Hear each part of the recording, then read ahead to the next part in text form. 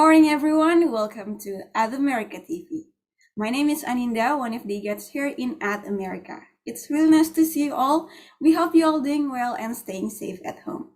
For those of you just joined us for the first time, At America is the U.S. Embassy's American Center, and our mission is to provide a space for young Indonesians to learn more about the United States. We have moved Tempro to digital platforms so you can enjoy our events from the comfort of your own home. On this event, we'll be having Introduction to TOEFL iBT, Part 4 out of 4. By the way, did you know, as a continuation of our 10th anniversary celebration, we are having a very special activity each month with different giveaways. This August, we have #Academania, in which we are giving out a voucher for the TOEFL iBT test and another American standardized test of your choice. To know more and how to join this activity, please visit atim.tv/academania. In the meantime, let's break the ice with a little game. The question for today is, which of the following sections is not part of the TOEFL iBT test? Is it A, reading, B, listening, C, writing, or D, structure? If you already know the answer, you can start typing your answer on our social media, because in the end of the event, we will do a live shout-out for those of you who can guess the answer correctly. Other than that, don't forget to take a selfie and tag at America's Instagram account. Without further ado, please welcome our moderator for today, Kak Santika Salim, our advisor from Education USA at America. Time is yours. Thank you, Aninda. Hi, everybody. Good morning, and thank you so much for joining us again. This is our very last introduction to TOEFL iBT. This is part 4 out of 4. So for those of you who, repeatedly come to this series, I thank you so much, and I hope that you learn a lot of things. But if you're just here, you just know this event, and you're just attending the 4th session today, and you're wondering if you can, catch up on the 1st, 2nd, and 3rd part, you can definitely do so. We have all of this recording on our At America YouTube, so you can just simply go to the YouTube and rewatch everything, just whatever you need there. And all of our past events is actually available there as well. So if you miss anything, you can rewatch it there. Okay. And okay, so I'm gonna share my usual introduction presentation. If you ever been to Education USA at America before, this is what we do in every beginning of our event. So here we go. Okay, so as you can see here, I'm going to give you a very brief introduction on what Education USA is. So we are a U.S. Department of State networking over 400 international student advising center in more than 170 countries. And the network promotes U.S. higher education to students around the world by offering accurate and comprehensive current information. So we're basically, this is what we do. This one. This is basically what we do, is guiding everyone who wants to go to the States to study. From 1 until 5, here are the steps, but basically almost everything that you need, and you are just going to apply for yourself. We are just here to guide you and make sure that you give your best application. Okay, so from researching your option, financing your studies, completing your application, applying for your student visa, and prepare for your departure. So all of this, you can consult to us wherever you are in the step, okay? So it doesn't have to be like you have to come to us from the very beginning, from the step 1. You can come to us anytime in any phase that you are having right now, okay? So yeah, we can talk about scholarship in the 2nd step.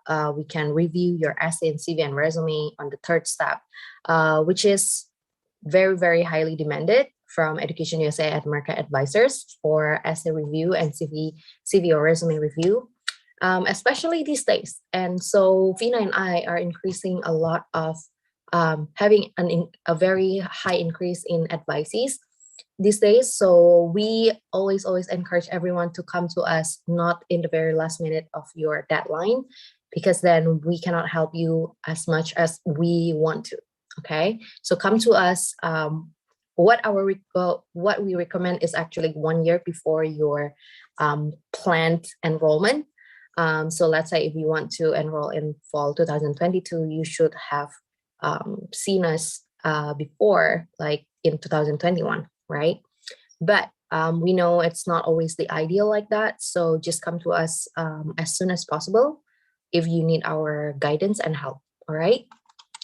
So then I'm going back here just to show you that we have 8 centers and total of 10 advisors in Indonesia alone. We are also in the US Embassy Jakarta. There are David and Iqbal as the advisors. And here in Education USA at America in Pacific Place Mall, Jakarta, there is me, Santika, and there's Fina as well. And we also have 2 in Surabaya in US Consulate General. We have Hesky and Universitas Airlangga Unair Ambar. And in Medan, we are in the US Consulate as well. And we had Jeffrey. And in Malang, we are in Universitas Muhammadiyah. We have Zaki there. And in Makassar is in Universitas Fajar. We have Cendani. Last but not least, we are also in Banda Aceh. It is located in Universitas Islam Negeri UIN Araniri. We have Lilis there. So you can come to any of the center, the closest one to you, but we never kind of like limit anyone in Indonesia or basically anyone to come to see us at America, because I think we have the longest hours for advising. So that's why. Okay. So you can come to us if you cannot reach any of the center here. So yeah, just that. And okay, I think we all clear on this part on what we can do for you. Basically, if you have any questions in your US application or US study plan. Okay. All right. So this is how you can meet Fina or me. We are still doing advising one-on-one, although not in person. We move everything to Zoom, to online platform. So feel free to come and meet us every day from 1 until 9 p.m. as usual. In the Zoom meeting ID 276-124-396. So any day, except on days that we have an Education USA event, because both Fina and I have to stand by for the event.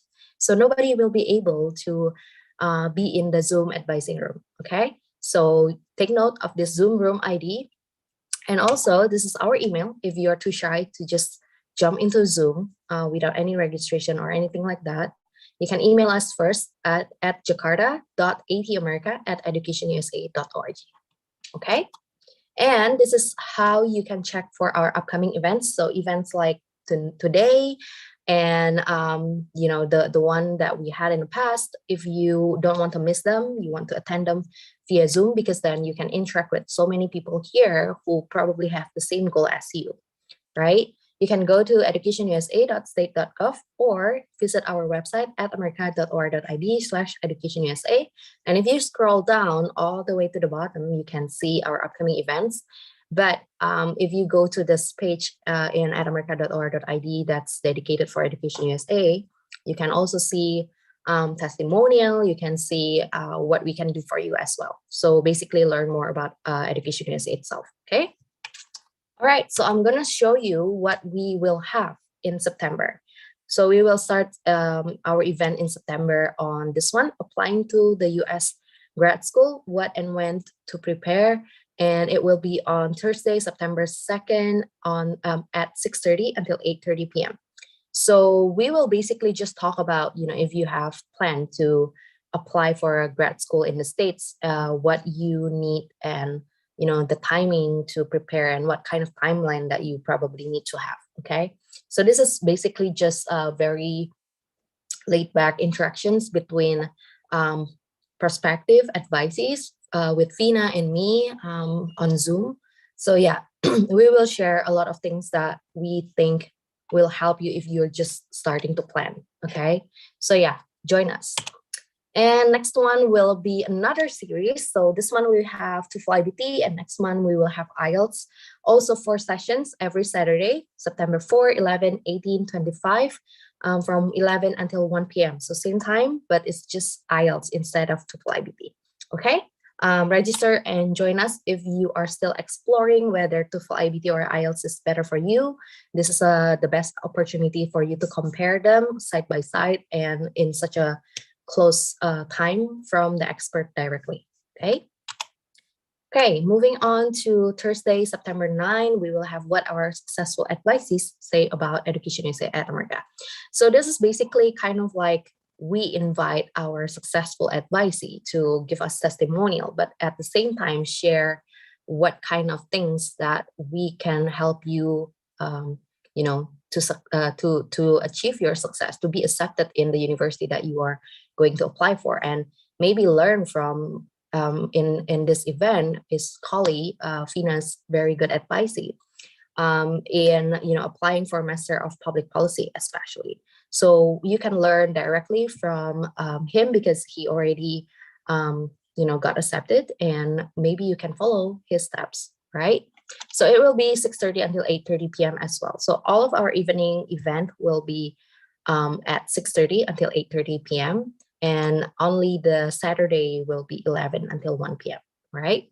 And this one is on September 16, 6:30 until 8:30, writing a statement of purpose for U.S. grad school application with Education USA at America. So this is basically our monthly event on, Fina will present how you will give the best essay that you can for your application. So basically, it's a verbal presentation. So you will have to have a note ready, all right? And we have this every month because it is that important, okay? Okay, last but not least, we will have Thursday, September 23rd, we will have live from the USA, updates from an Indonesian student at a US university. And Tommy Aditya is one of our advisees as well.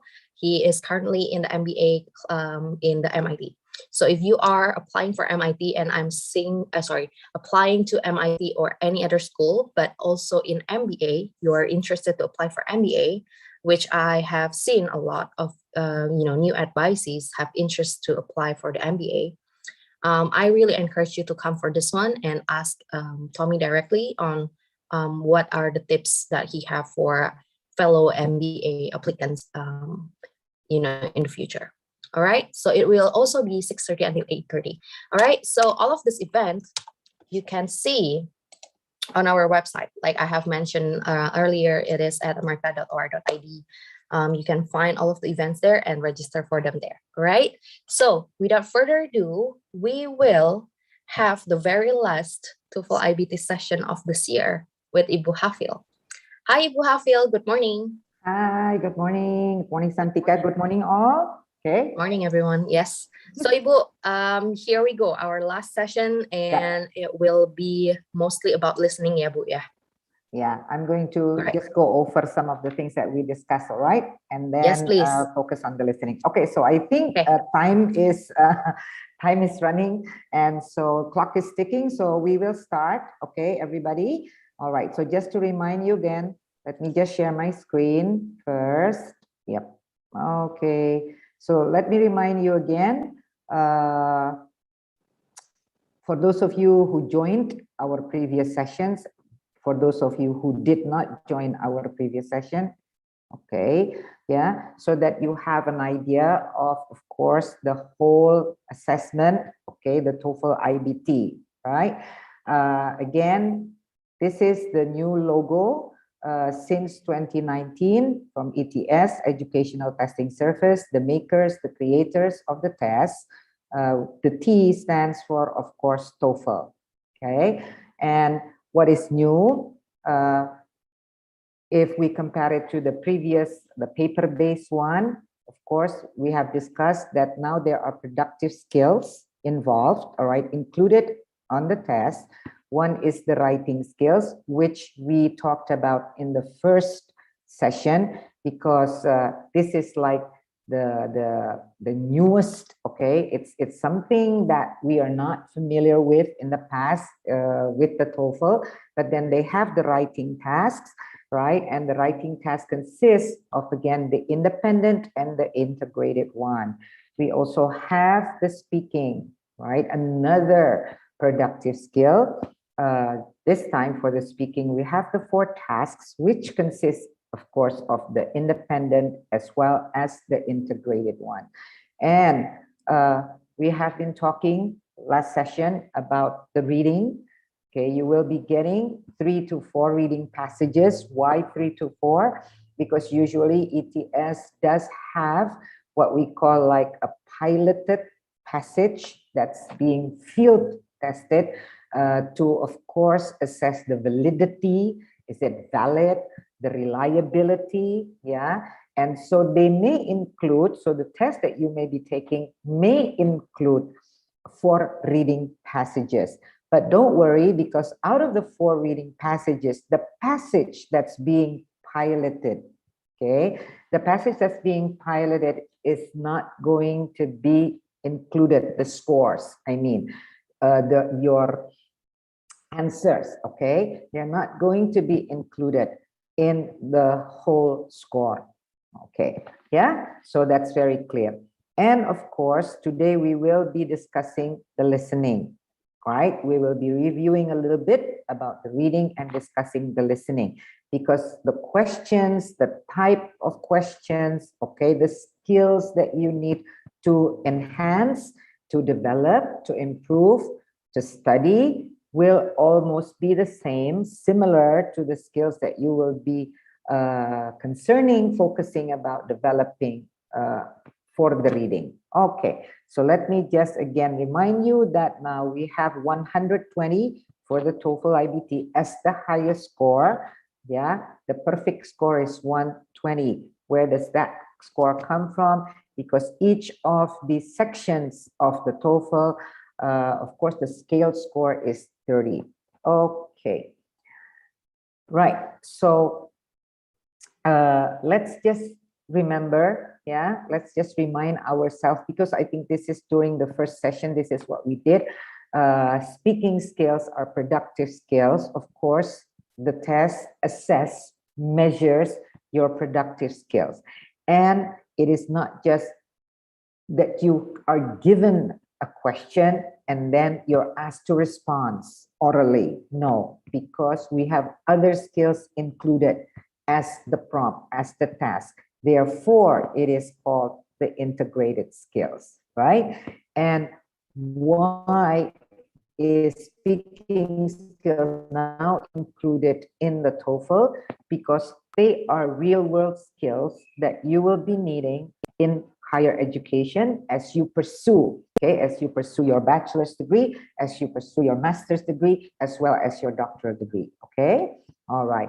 Now, again, it of course measures the academic English that are usually used in colleges. For college speaking, then of course, the content and the context will be academic setting as well as campus life.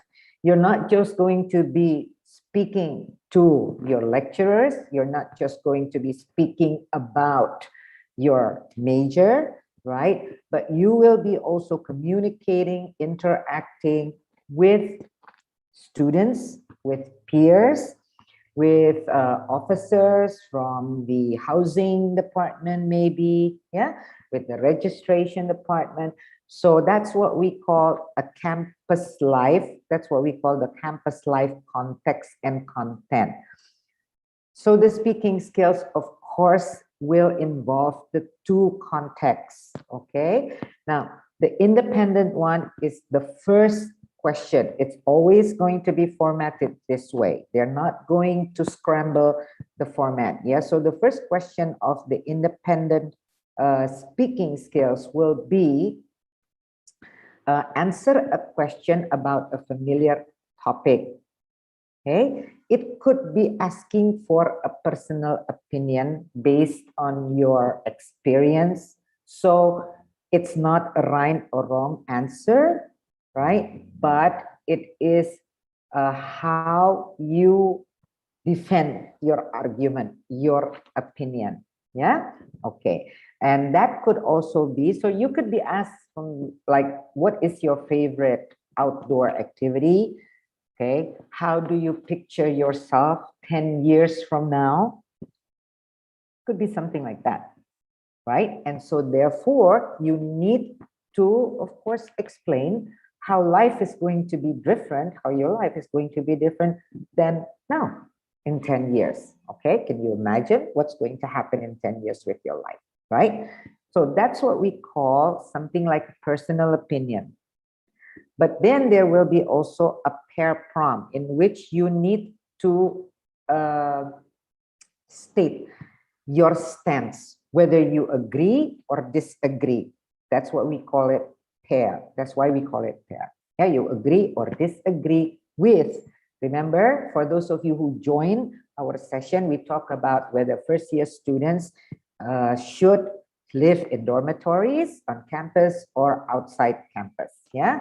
Okay. And what are these numbers? What are these numbers here? The numbers in black means that's your preparation time. They will give you preparation time to write notes. Remember that note taking is allowed. They're going to give you scraps of paper and you can write. Okay. Now the integrated part, this is always again formatted this way. The first task will be the independent.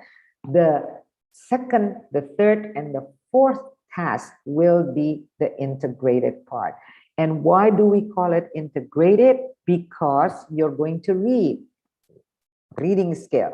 You're going to read a passage on a campus-related topic. It's going to always be like this. Okay? We also will read a passage about an academic subject, but that's in prompt number 3. Yeah? Okay, so we have read. One is just a passage on a campus-related topic, maybe a new policy, an announcement about something, okay, that the campus, the university, maybe the faculty has, determined a new policy or anything. Then you're going to listen. Because this is campus life context, then you're going to listen to students usually, yeah? To students discussing about what is in the announcement, what is in the reading passage.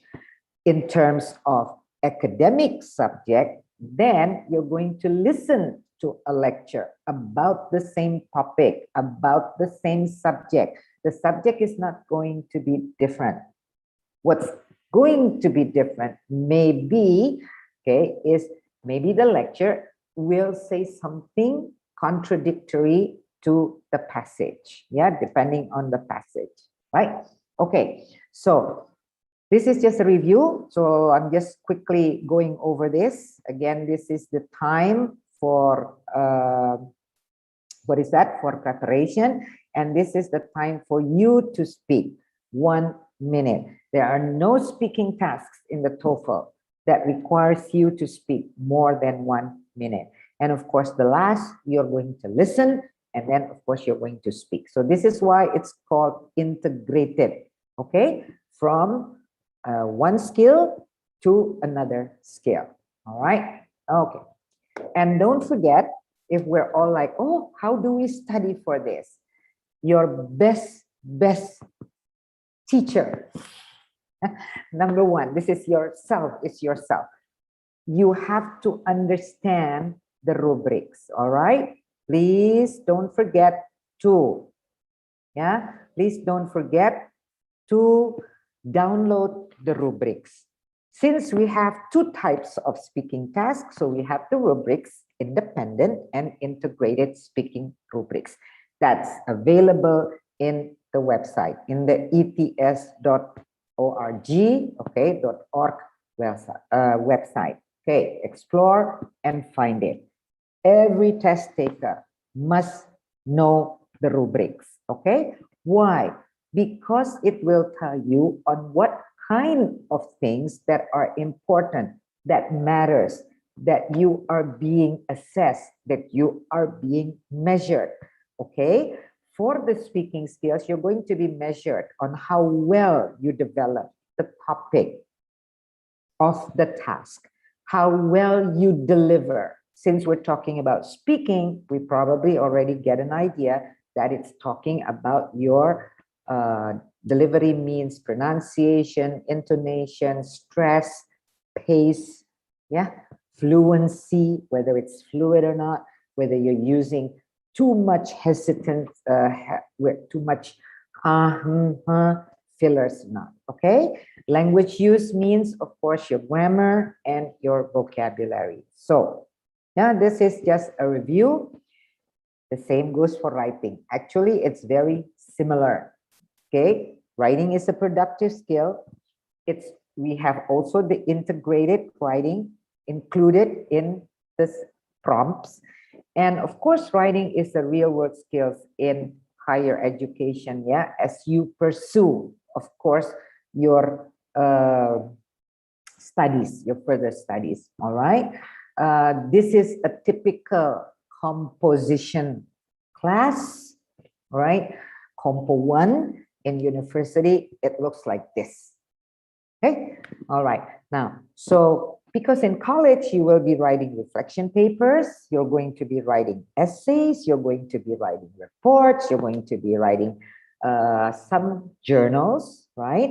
Okay. And therefore, we need to make sure the TOEFL assess measures your skills, your writing skills, so that you can be sure, you can be confident that you will survive college. Okay, you have enough English to survive all the tasks that you have to do. Okay, it's going to be formatted like this as well. The integrated prompt will come first. Okay, and why integrated? As you can see, we have the reading, the listening, and then writing. Yeah, so we have to read a short academic text. It's about 230 to 300 words. And we're given time, of course, 3 minutes.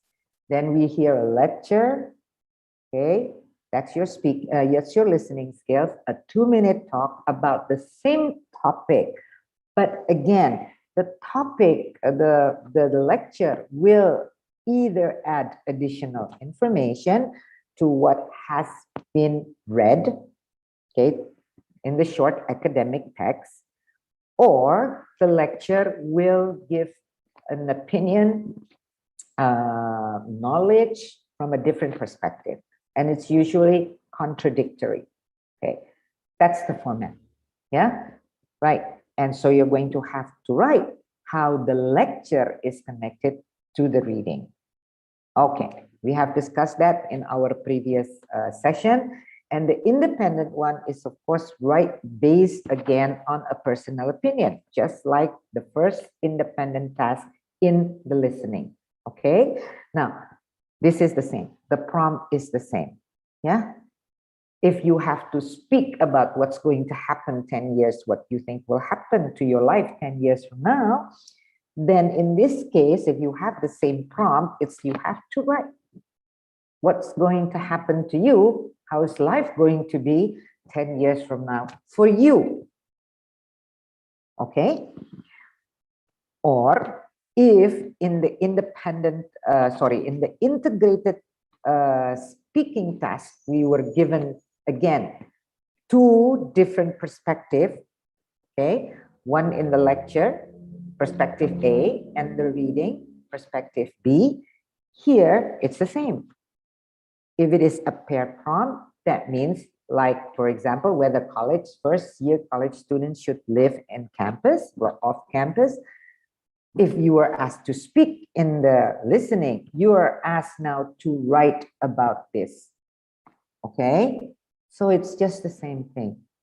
Yeah, right. And you have, of course, longer time for you to write your short essay. Okay. Okay, don't forget about the rubrics again. Yeah, now this time the rubrics is clear in talking about independent writing rubric. Okay, holistic again, so we do not see a particular issue here, a particular component, but we see the overall, right? So we have development of ideas, that means the topic development, we have the language use, we have delivery, right? Yeah, okay. All right, now I'm going just to go on, so don't forget about the rubrics, but these are the do's and don'ts for the independent and integrated productive skills tasks. There, you should never state your opinion unless you get the prompt, the independent prompt in which you're asked your opinion or the paired choice. No opinions, yeah? And usually for integrated tasks, it depends, right? But if they're not asking for opinions, don't give your opinion and always stay with the facts. As you speak, please use your own words. Avoid copy pasting, avoid saying the same things, saying the same sentences, the same expressions, the same idioms, all right, that you hear or that you read. You have to be able to paraphrase. Why? Because this is the time you need to show, okay, whoever is listening, whoever is reading, that you have a wide range of vocabulary and that you understand what you listen to and what you read, okay?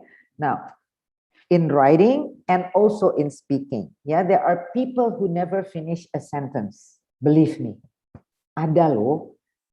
It's like you're always like, and so I think, I agree, yeah, because it's good. Yeah, okay.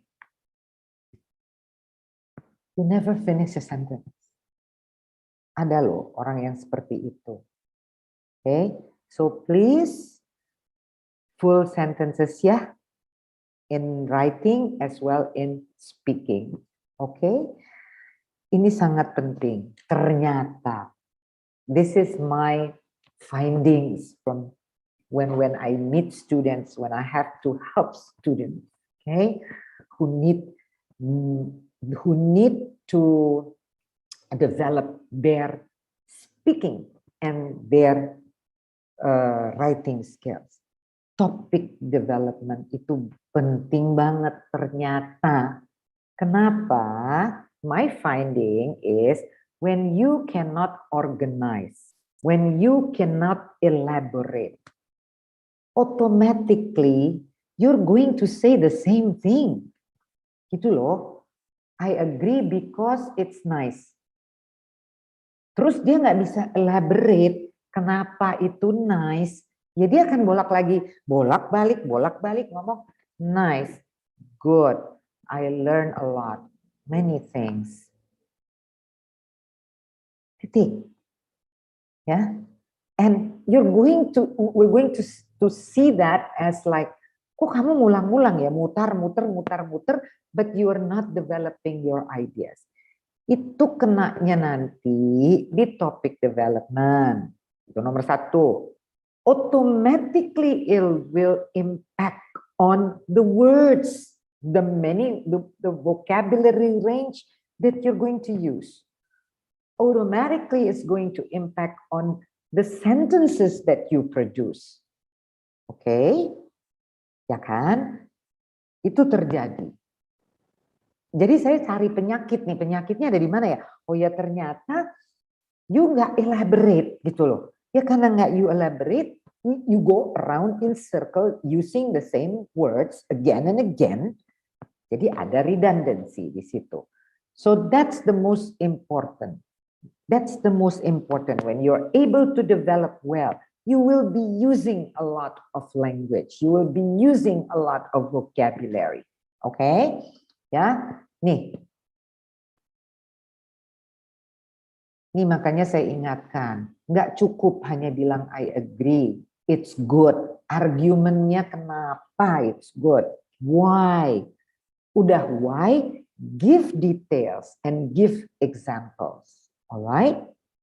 Sama ya, this one is speaking and this one is writing. Alright? Okay. Ya. Jangan lupa Take notes. Ini juga masalah kita rame-rame. Because when we cannot take notes, when we do not know how to take effective notes, yang nggak jalan, semuanya tiba-tiba mau dikasih 30 menit, 40 menit, 1 jam, it's going to be the same thing. You will never be able to organize your ideas well. Oke? Oke ya, masih ingat. Take notes can be di TOEFL, it's easy kok. Maksudnya saya very practical. Right? For the integrated, mau independent juga you use these two kinds of notes. Ini yang berlawanan, mau di speaking, mau di writing, you use the T note. Because it contradicts very clearly. Right? The note becomes as your outline. Sekaligus gitu. Jadi jangan take notes terus sudah bingung lagi mau nulisnya gimana dari notes ini. Your note should be the outline at the same time. Ya. Atau kalau tadi yang diminta what's going to happen 10 years from now to your life, gitu kan? Ya kamu bisa pakai sebetulnya yang listing seperti ini, outlining. Number 1, ini bukan reading misalnya. Kita pakai ini untuk what is that? Kita pakai nih. This is for the independent, more speaking, more writing. Because we talk a lot about the integrated. Yes, consider it done. Right? Now, writing gimana? I like very much. Ini untuk anak-anak ya. Karena anak-anak di US itu dari SD sudah diajarkan untuk membuat paragraf. Dan diajarkan membuat 5 paragraph essay. Itu dari SD. And makanya hamburger gitu kan. Maksudnya you have here the buns, the 2 buns, right? And where is the 2 buns? Untuk apa? Karena si buns ini menjadi the introductory paragraph, developed from a topic sentence. This bun here, the one on the bottom, becomes the concluding paragraph developed from your concluding sentence or idea, right? Isinya kan banyak, ada sayuran, ada mustard, okay, some of you like maybe some to put something else on that, cheese, and there is of course the meat, whether it's chicken, whether it's fish, if not meat, okay?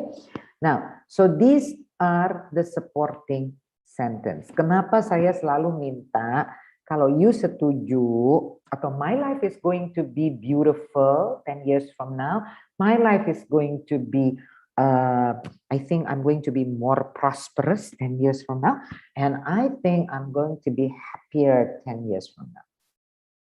3 things. Why? Because then you will develop happier. Why? For example, details here. And then the second one is tadi more prosperous. Saya pasti bakalan lebih kaya. Ya kenapa lu gitu you think that you're going to get more money itu 10 years from now? Ya, you explain here. Ada argumennya dan ada detailsnya. Okay. And the third one is you're going to be apa tadi more successful maybe. Dari sekarang saya masih jadi murid atau saya sekarang baru bermimpi akan menjadi dokter. Ya 10 years from now I will be a famous doctor gitu kan. And my journals will be read by all over the world in international publications. Why?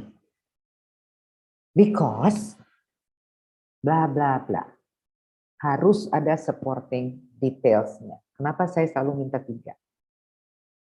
Because you will have enough to elaborate. Okay, yeah. Right. Now we go to reading. Okay, we will go to reading now. Alright. Nah, reading saya harus masuk sedikit agak dalam. Okay, because because last week, I think in our previous sessions, I just showed you the format. Okay, especially the interactive one that you can also, of course, take a look on your own when you go to ets.org, yeah, and try to practice as is during the real TOEFL, as it is going to be during the real TOEFL, ya. Oke, nah reading itu ingat, it is, ya kenapa sih? Ya dari dulu juga reading selalu diujikan. Why? Because it measures the academic English skills the way you are going to use in college, right? In college, we all will be reading textbooks. Yay! Don't we love reading textbooks? Ya, harus loh itu. Jangan our mind itu, aduh, 750 words. Oh my God. When you have that mental mindset, it's difficult. It's going to be difficult for you to understand because you're not going to be motivated to read. All right? Okay. Like it or not, we're going to love reading textbooks. We're going to love reading journals. Smile, everyone. And papers. Okay? Okay. So, what are the questions? Itu kan, sebenarnya questions-nya tidak jauh-jauh sih from the paper-based one. Hanya sekarang kita lebih,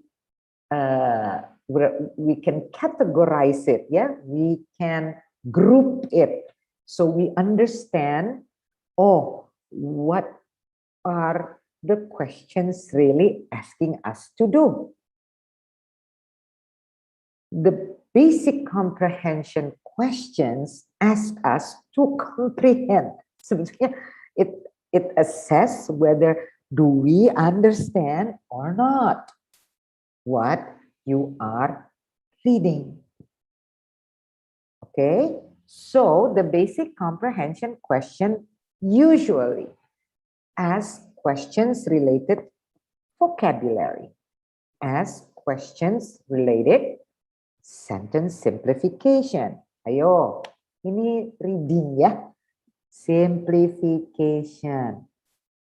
I do not give my students the meaning of words. I will ask them sebelum dia buka-buka. Nomor satu, if you're serious about your English, make sure you have a free dictionary apps.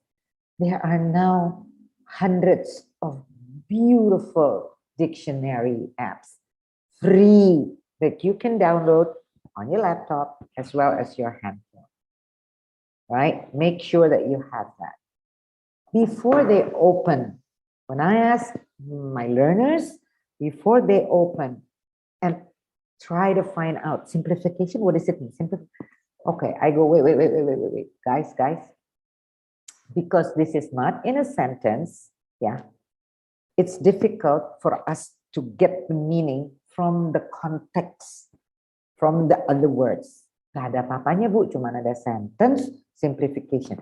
Gak ada clues lainnya. Okay, coba, what word do you know? What similar words do you know with simplification? Simple kali ya. Ya memang. That's what I need you to do. Because in your reading nantinya, there is no way that any of us can guarantee that you will understand, you will already know all the words in the reading passage. Saya nggak tahu. Bimbel-bimbel yang kamu ikutin, master bimbel itu juga nggak bakalan tahu vocab apa yang bakalan keluar. We have no idea. Right? What we can do, right, is we can use our mind, use our brain to find the clues, gitu kan? From other words in the sentence in which the vocabulary, the new vocabulary is used, or we can also find other words used in other sentences in the same paragraph. Ya nggak jauh-jauh amat lah pastinya ya nyarinya. That's what we mean context clues. Ini vocab. Ini tadi simplification, guessing meaning from context. Itu penting banget loh untuk reading. Ya. Nah, jadi di sentence-nya diapain? Make it simple kan? Bahasa kerennya simplification. Alright? Oke. Nah, ada basic comprehension itu you need to know. Berarti mana fakta-fakta yang ditulis di situ? Factual. Bahasa kerennya ada lagi yang namanya negative fact. Itu berarti it's the same as what is not there. Itu aja kan? What is not there. Oke. Please make everything simple. Simplicity is the best design. Is the best way to understand. Make it simple. Gitu loh. Di sini jangan ruwet-ruwet. Ya, you gotta make it simple so that you will understand. Nah, then we have kelompok questions that assess our ability to learn from the whole, from how the text is organized. So we need to be able to classify, we need to be able to categorize, to organize facts that are given in the reading. And we need to, of course, be able to summarize a 750-word text. Nah, habis baca itu, jangan saking pusingnya. Jadi, coba, how do you summarize that? What is the summary? Apa sih rangkuman? Ya kalau nggak bisa dirangkum, kalau tidak bisa merangkum, meaning you did not learn anything from the text. Reading is not just understanding the words, but after that, what do? You have a new knowledge. And this is the process to get that knowledge. That's why we say reading to learn. Okay? From the knowledge that we have, it's got to be able to be applied. So, what is it for me? What's the benefit? Right? Nah, itu banyak sekali yang akan ditulis dalam secara tersirat.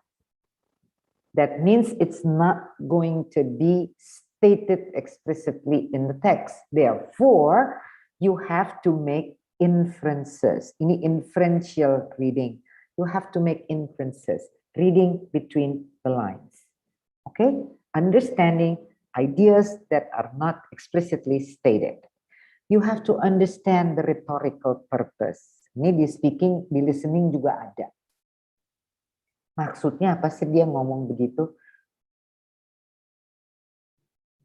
Okay.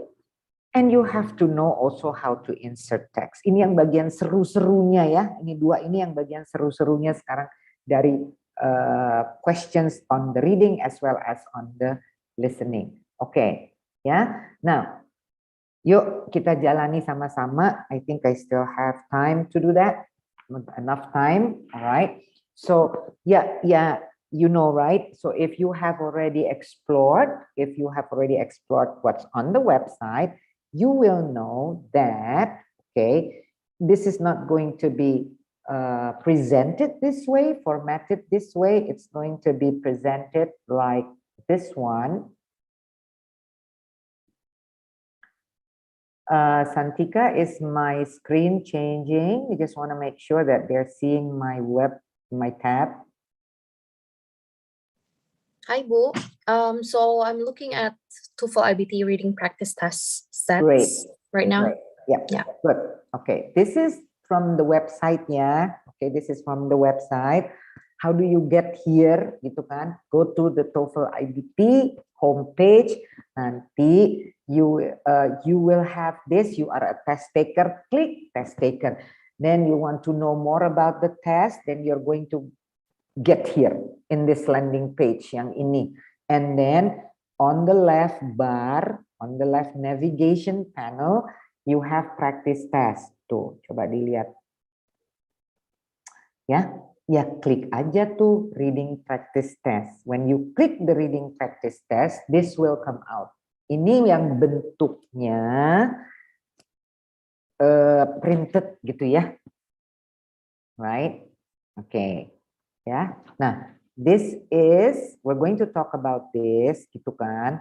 And this is the passage. This is the normal length of your reading passage. More or less 750 words. Okay? Okay.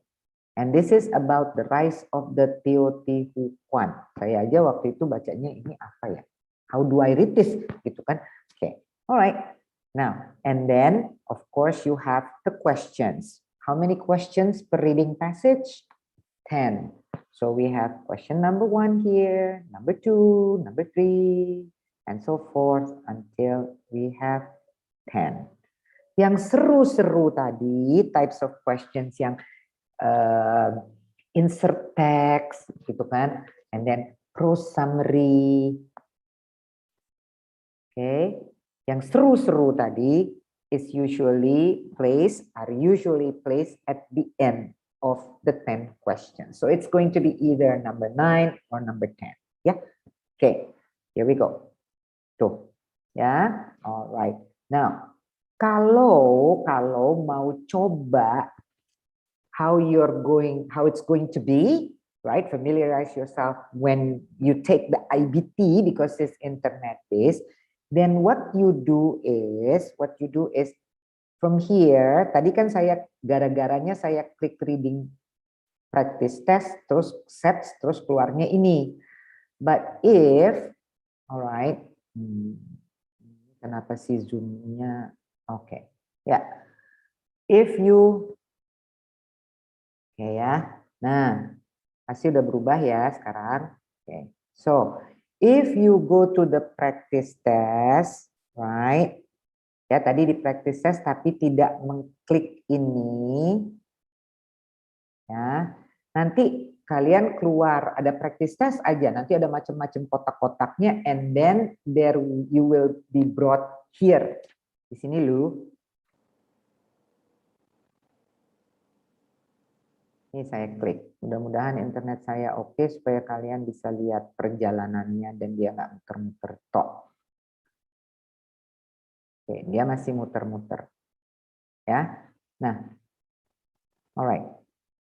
Make sure that you get here. Di sinilah nanti you will get the practice test that we have already done. Last week I showed you the format of how the reading test is going to be structured, formatted in your screen when you take the internet-based one. All right? Daya? Okay, so let's just go back.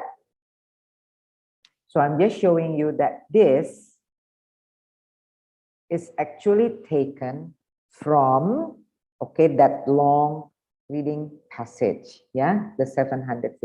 Saya harus break it down because we're just going to practice just 5 questions, yeah. Okay, so this is the first paragraph. In paragraph 1, this is the first paragraph, all right.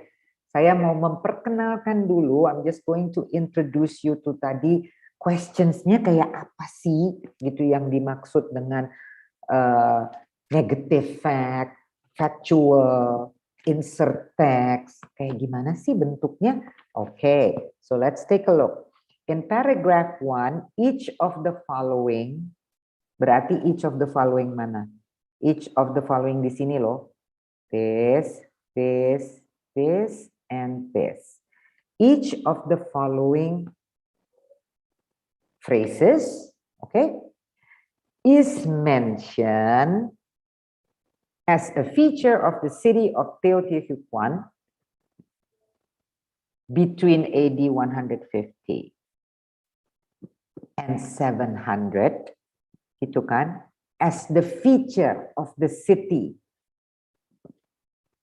that exists between 150 to 700, okay, AD, except, nah, because of the word except here, that means yang dimention apa yang tidak dimention. Can I have some the chat box and Santi can help me read it so that I don't have to open it back and forth. Okay, my question.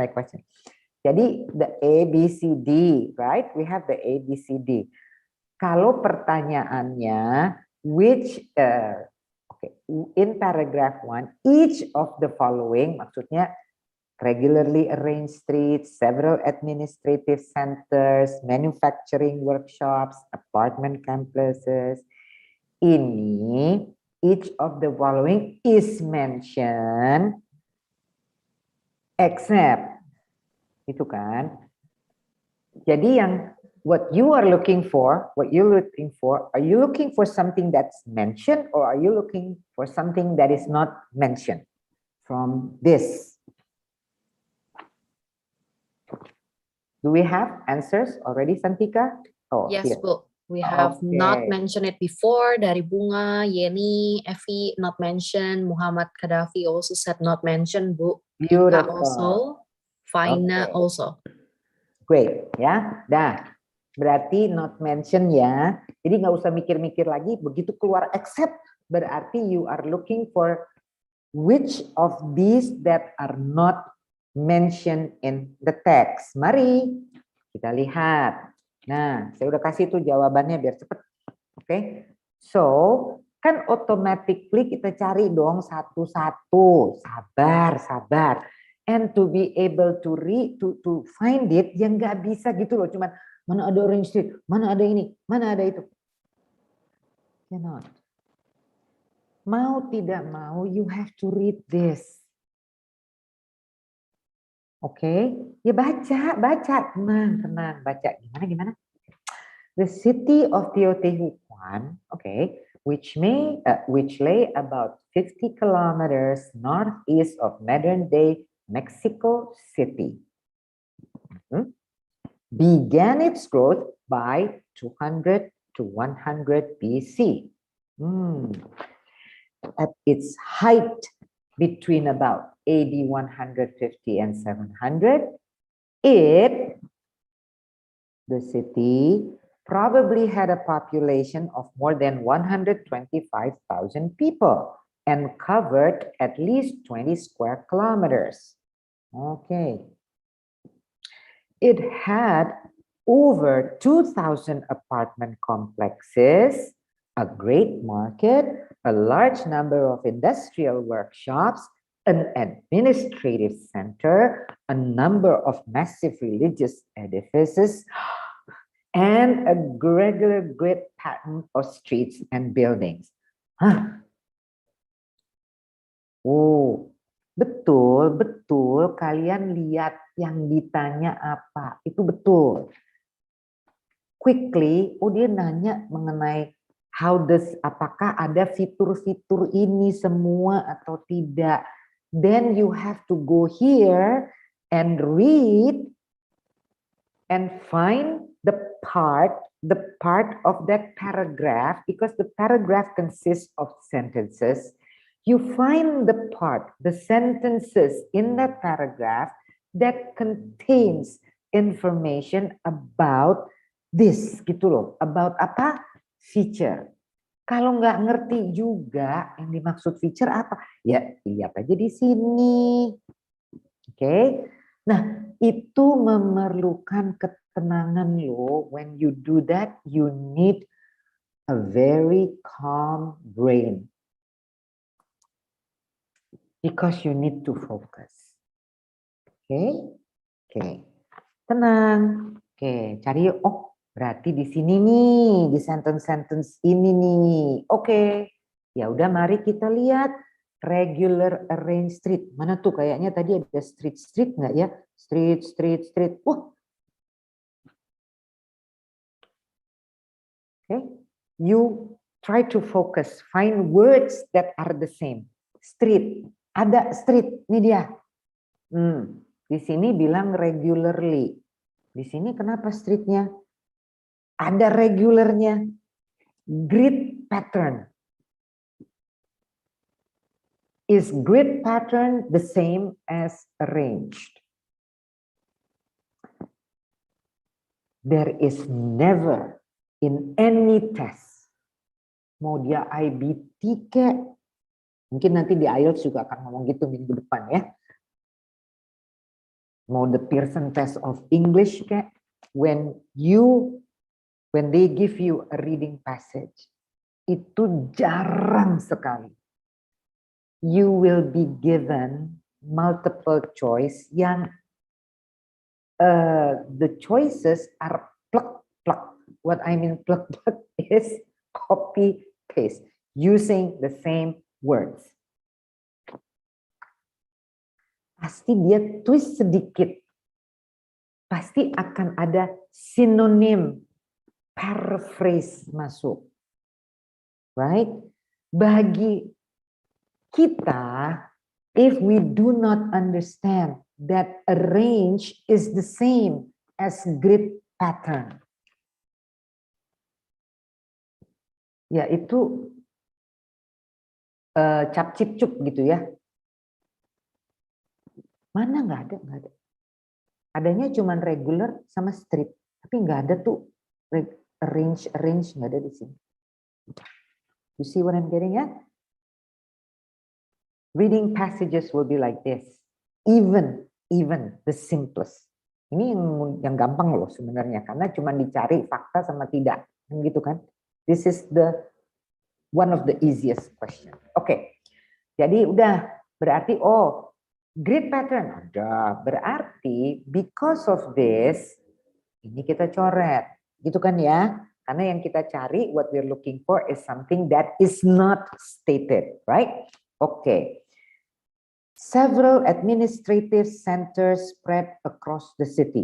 Tadi kayaknya ada tuh string. Oh, ini dia. Administrative center. Tapi di sini we say it's an administrative center, while here it says several. For a reader whose range of vocabulary already knows several means more than just one, that reader will be able to easily spot this is contradictory, this is not the same, therefore this is the answer, because we're looking for something that is not stated. Oke? Nah, tapi saya selalu mengatakan, coba deh, you have to be sure. Coba kamu cek, jangan berhenti di sini. Cek quickly manufacturing workshop, mana. Mestinya dia nggak ada, mestinya dia ada. Justru mestinya dia ada. Kan ya, manufacturing workshop, mana. Ternyata, ini dia ada. Di situ many, di sini a large number. Look at this. Okay, this is what we call paraphrase. We play with synonym. When you write, kenapa a good reader, well-read person usually becomes a good writer? Because you are exposed to a lot of this, gitu loh. A large number itu sama dengan many. Jadi dia nggak hanya, kalau you never read, itu ya cuman many aja taunya, gitu kan? Nggak tahu yang lain, ya orang nggak pernah baca. Right? So, di sini ada many, di sini ada large number. Berarti stated ya, berarti bukan itu jawabnya. Cross, itu benar, saya udah benar jawab si B.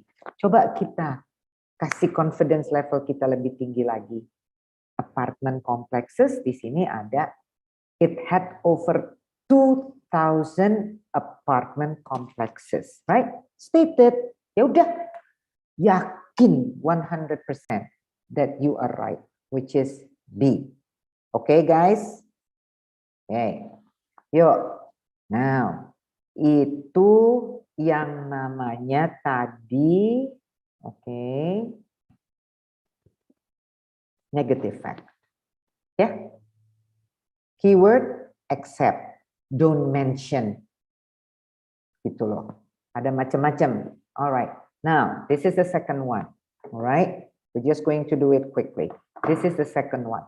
How did this tremendous development take place? Ini kan the second paragraph. Oke. Okay.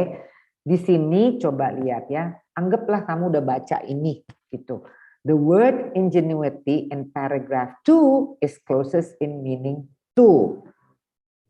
This is asking for vocabulary. Okay? Of course.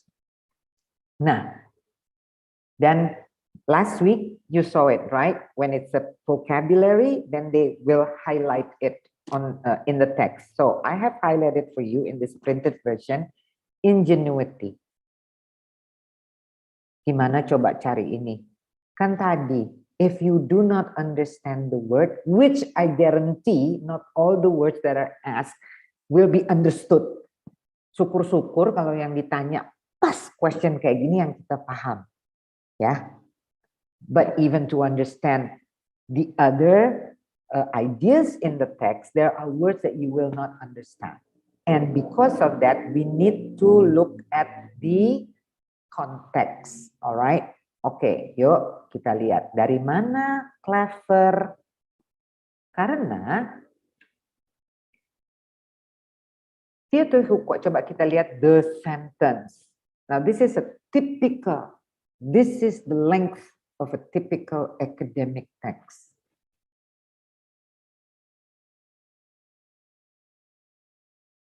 It's going to be long, the sentences. Typical academic text itu seperti itu. Itu genre-nya emang gitu. Okay, so here, the exact role of others is much more difficult to pinpoint. Gak tahu, pokoknya others, kamu kalau udah baca ini semuanya pasti tahu yang dimaksud. For instance, Teotihuacan, religious significance as a shrine, the historical situation in and around the ingenuity and foresightedness.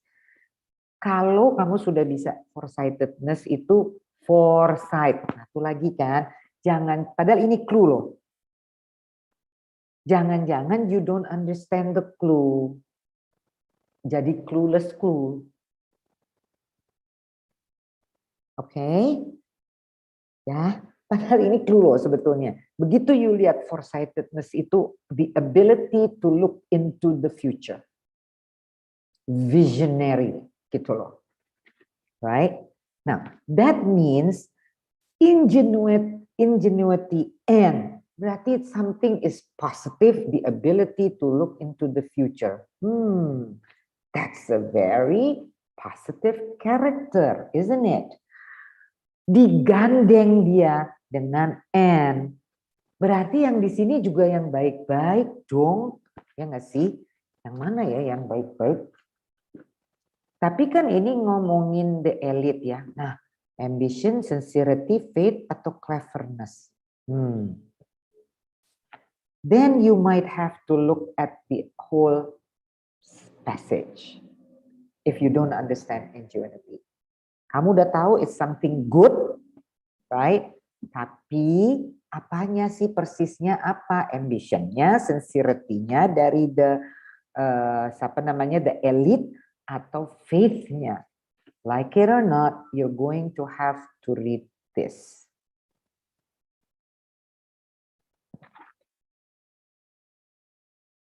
Ya, I am one who is against the belief. Baca pertanyaan, cari jawaban. It's not as simple as that. Kalau saya baca pertanyaan untuk mencari kira-kira dia ada di mana, dan still you need to read the whole paragraph.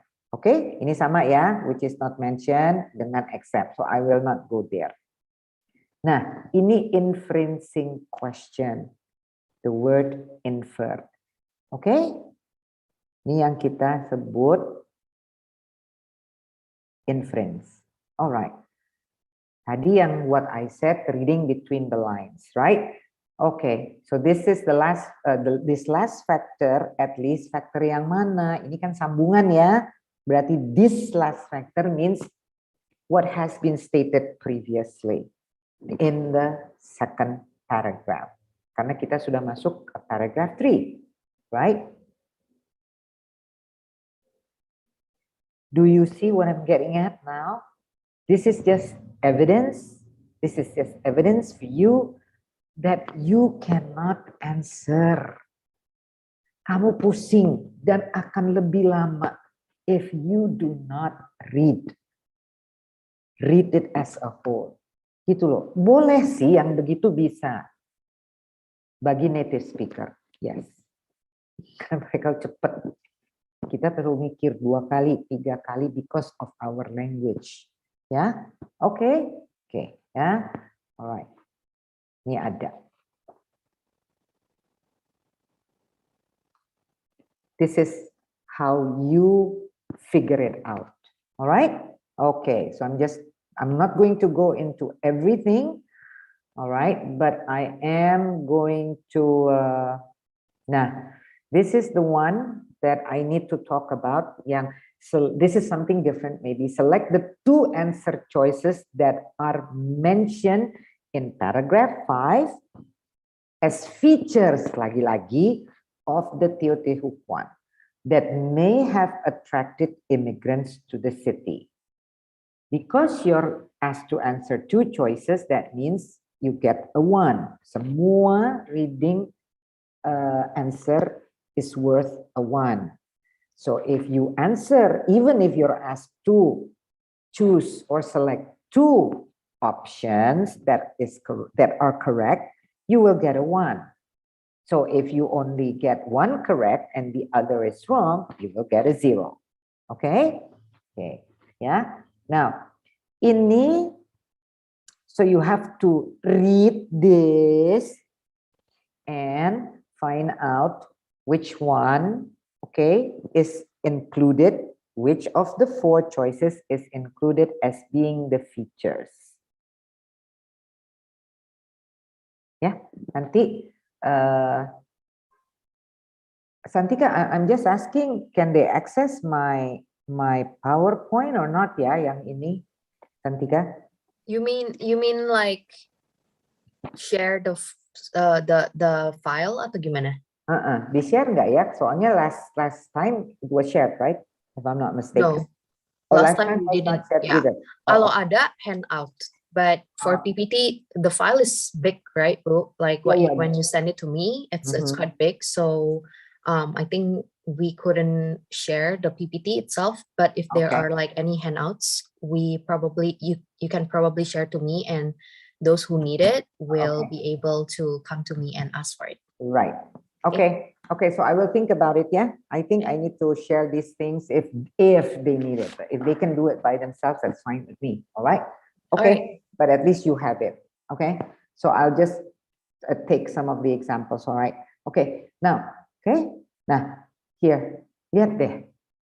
If you even just read the question gitu, terus nyarinya aja dari ini loh jawabnya. Ini hampir the whole paragraph. So you need to read. You cannot get away from not reading, right? Ya. Okay. Nah ini aja nih, coba lihat deh.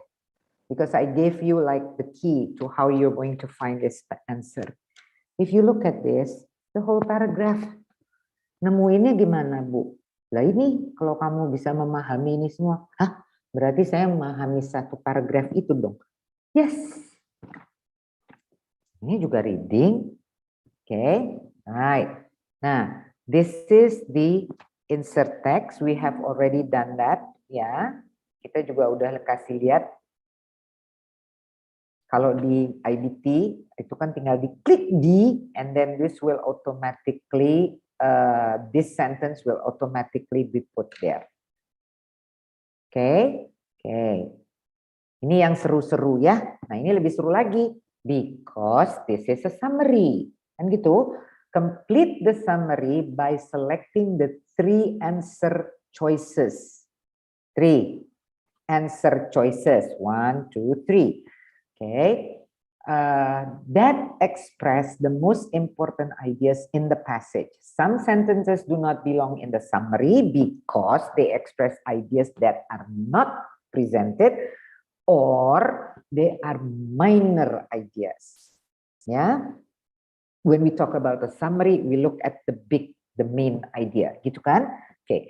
This question is worth 2 points.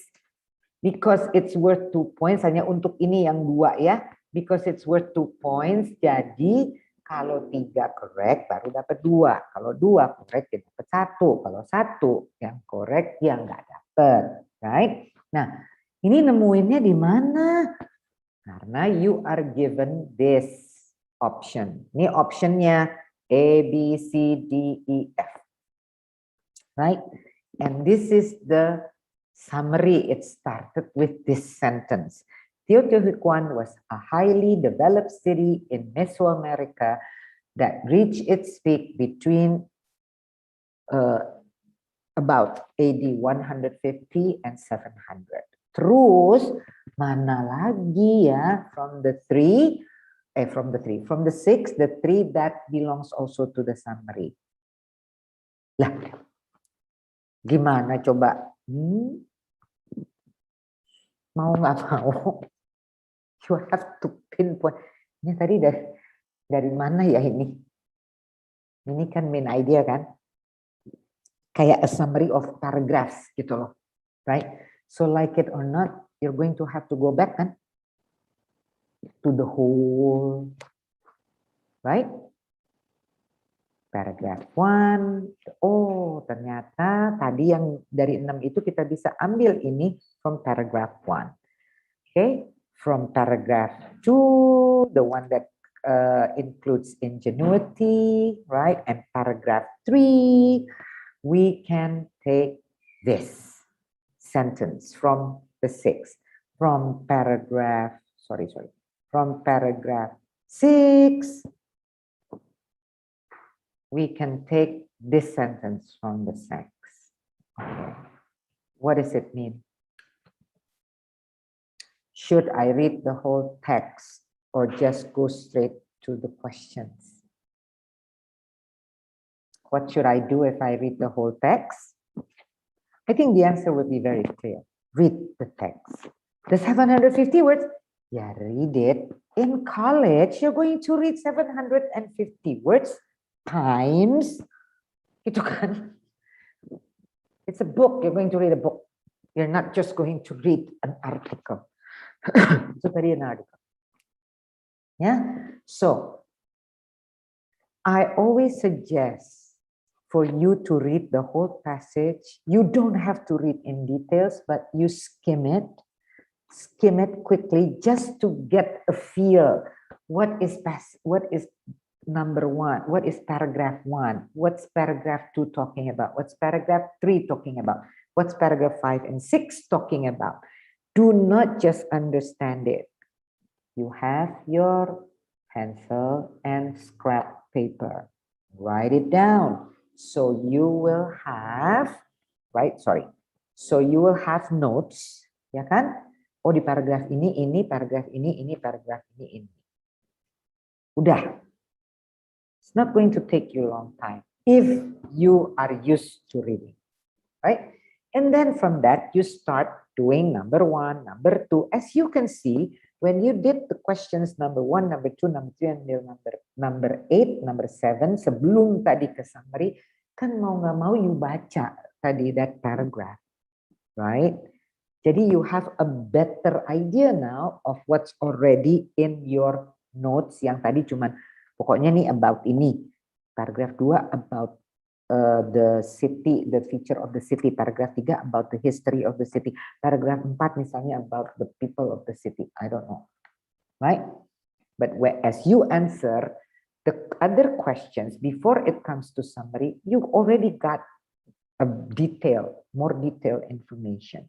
And when you get to that summary question, you will be able to get the answer. Okay? Okay. Ya, mari sekarang kita ke listening. I think I have like still about 15 minutes to do this. So let's just take a look at the listening. I make sure that we still have question and answer. All right. But let me just go to the listening first. Now we are here. Again, why is it 3 to 4 lectures? Because if you get 4, I'm not saying that every one of you is going to get 4. I have no idea which test format you're going to get, yeah. But I mean, bukan test format, biasanya tuh test form gitu, karena formnya kan ada ratusan ribuan. Nah, ada forms itu yang ada 4 lecturesnya, because one is what is that? Ada 4 lecturesnya, ada 3 conversationsnya, ya, because one of the lectures and one of the conversations are the piloted ones.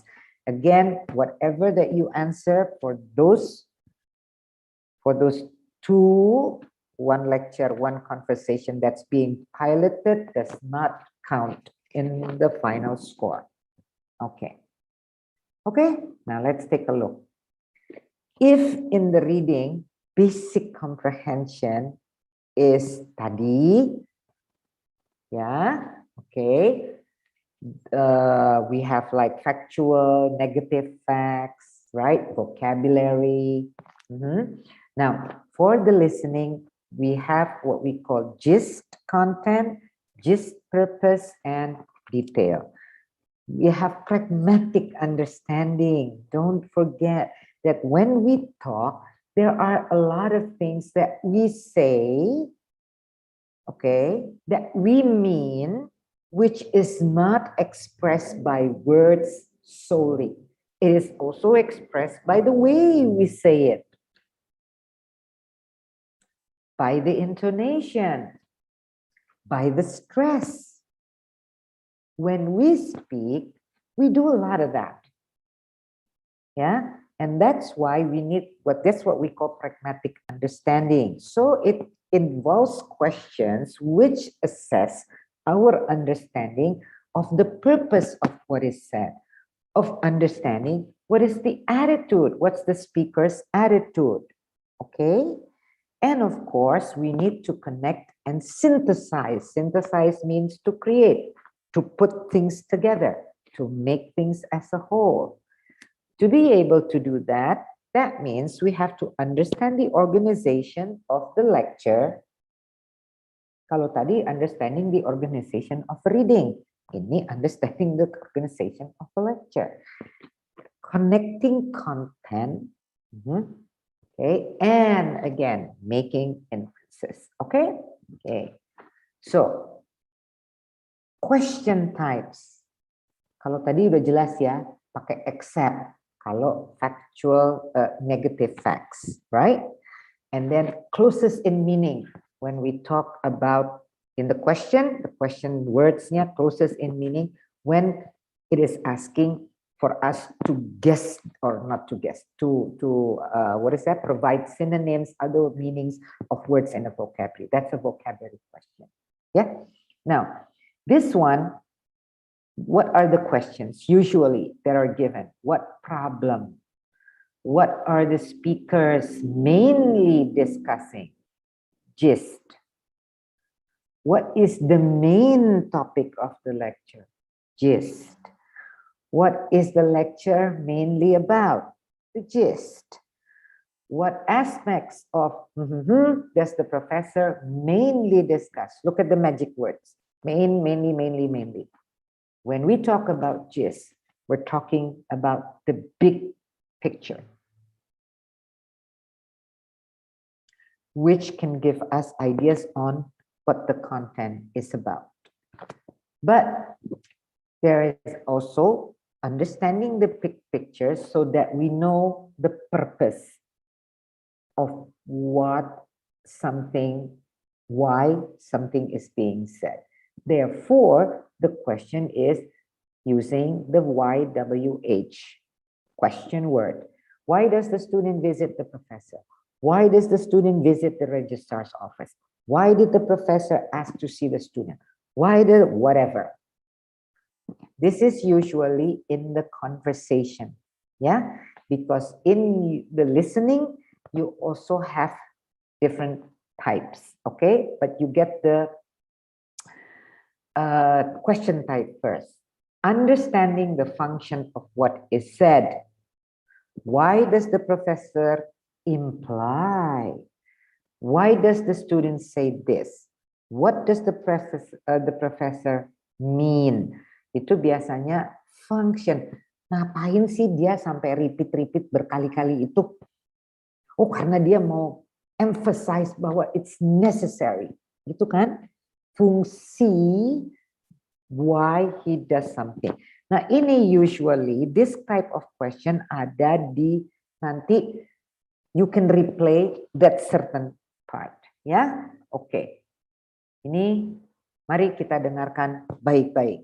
This is the ada beberapa types, alright? There is a lecture, there is a conversation, right? So I'm just giving you now, you can check what lecture, what conversation, how many lectures, how many conversation. You can check at the website, but I'm just giving you an idea of what lecture, what you're going to hear in a lecture. Okay, so everybody, please use your ears, okay, and your brain. All right. And take notes. Listen to part of a psychology lecture. The professor is discussing behaviorism. Now, many people consider John Watson to be the founder of behaviorism, and like other behaviorists, he believed that psychologists should study only the behaviors they can observe and measure. They're not interested in mental processes. While a person could describe his thoughts, no one else can see or hear them to verify the accuracy of his report. But one thing you can observe is muscular habits. What Watson did was to observe muscular habits because he viewed them as a manifestation of thinking. One kind of habit that he studied are laryngeal habits. Watson thought laryngeal habits, from larynx, in other words, related to the voice box. He thought those habits were an expression of thinking. He argued that for very young children, thinking is really talking out loud to oneself because they talk out loud even if they're not trying to communicate with someone in particular. As the individual matures, that overt talking to oneself becomes covert talking to oneself. But thinking still shows up as a laryngeal habit. One of the bits of evidence that supports this is that when people are trying to solve a problem, they typically have increased muscular activity in the throat region. That is, if you put electrodes on the throat and measure muscle potential, muscle activity, you discover that when people are thinking, like if they're diligently trying to solve a problem, that there is muscular activity in the throat region. So Watson made the argument that problem solving or thinking can be defined as a set of behaviors, a set of responses. And in this case, the response he observed was the throat activity. And that's what he means when he calls it a laryngeal habit. Now, as I am thinking about what I'm going to be saying, my muscles in my throat are responding. So thinking can be measured as muscle activity. Now, the motor theory, yes? Professor Blake, did he happen to look at people who sign? I mean, deaf people? He did indeed. And to jump ahead, but what one finds in deaf individuals who use sign language, when they're given problems of various kinds, they have muscular changes in their hands when they're trying to solve a problem. Muscle changes in the hand, just like the muscular changes going on in the throat region for speaking individuals. So for Watson, thinking is identical with the activity of muscles. A related concept of thinking was developed by William James. It's called idiomotor action. Idiomotor action is an activity that occurs without our noticing it, without our being aware of it. I'll give you one simple example. If you think of locations, there tends to be eye movement that occurs with your thinking about that location. In particular, from where we're sitting, imagine that you're asked to think of our university library. Well, if you close your eyes and think of the library, and if you're sitting directly facing me, then according to this notion, your eyeballs will move slightly to the left, to your left, because the library is in that general direction. James and others said that this is an idea leading to a motor action, and that's why it's called idiomotor action. An idea leads to motor activity. If you wish to impress your friends and relatives, you can change this simple process into a magic trick. Ask people to do something such as I've just described. Think of something on their left, think of something on their right. You get them to think about two things on either side with their eyes closed, and you watch their eyes very carefully. And if you do that, you'll discover that you can see rather clearly the eye movement. That is, you can see the movement of the eyeballs. Now, then you say, think of either one, and I'll tell you which you're thinking of. Okay, well, Watson makes the assumption that muscular activity is equivalent to thinking. But given everything we've been talking about here, one has to ask, are there alternatives to this motor theory, this claim that muscular activities are equivalent to thinking? Is there anything else that might account for this change in muscular activity other than saying that it is thinking? And the answer is clearly yes. Is there any way to answer the question definitively? Nah, I think the answer is no. Okay. All right. So I hope you are able to get some, jot down some ideas from this, because you cannot replay this. It cannot be rewind. All right. So, yeah. So I hope you just get the ideas from this, because after this. Listen to part of a psychology lecture. Wait. Yeah. Okay. Now, after this, you're going to be asked these questions. All right. And this is just giving you an example again of what we mean by gist content. So the question is, what is the professor mainly discussing? Remember when I showed you that what is the professor mainly discussing? So it's the main idea. Okay, anyone wants to try? Can I have some answers in the chat box? Okay. Let me just open the chat box. Okay. See. Good, very good. Yeah, all right. So you have all the C's. Oh, yes, okay. Yeah, so yes, the answer is about the relationship, a theory about the relationship between muscles activity and thinking. Now, why is this called gist? Because actually, if you lost some parts, you get lost. You lost track. Yeah, you just were wondering. Your mind was just wondering about something for a few seconds, and you lost the Apa tadi dia ngomong? Okay, just for a few seconds. You could still get the main idea. That's why it's called the gist about the content, which is get the theory. What is that? Theory about the relationship between muscle activity and thinking. Great. Now, what about the second one? This is the time that that you need to replay, and they give you like the specific part that you want, that they want you to listen to. Okay, listen again to the part of the lecture. Here we go. Then answer the question, why does the professor say this? Now, this is what we just discussed earlier, understanding the function of what is said. Why did the professor say this? To give an example of a laryngeal habit, to explain the meaning of a term, to explain why he is discussing laryngeal habits or to remind students of a point he had discussed previously. So let's just listen listen again carefully. Listen again to part of the lecture, then answer the question. Watson thought laryngeal habits, from larynx, in other words, related to the voice box. He thought those habits were an expression of thinking. Why does the professor say this? From larynx, in other words, related to the voice box. Okay, now, so which do you think? Yeah, remember this part, this part, larynx, larynx, this part.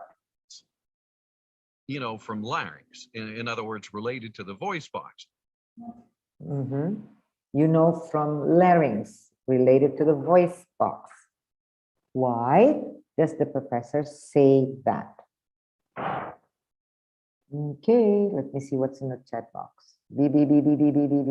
Okay, good. Which is to explain the meaning of a term. The term was laryngeal habits. Yeah, from larynx.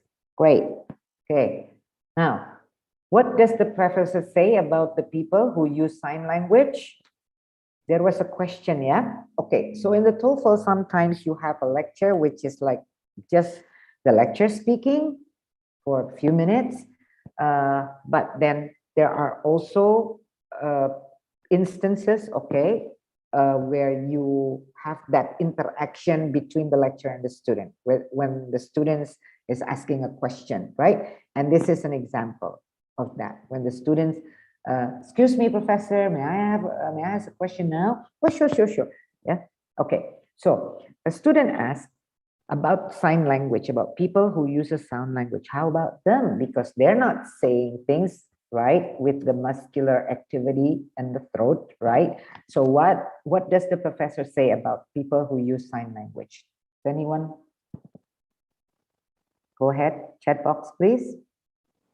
It is not possible to study their thinking habits. They exhibit laryngeal habits too.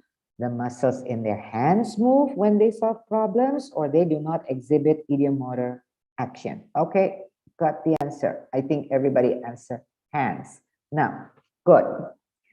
This is the type of question that actually, without you being 100% sure that's the answer, itu ya, actually, you can sort of like get or make intelligent guesses.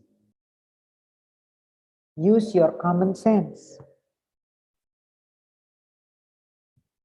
Okay, use your common sense for questions like this, because if you miss that point, what did he say about the sign language? I forgot.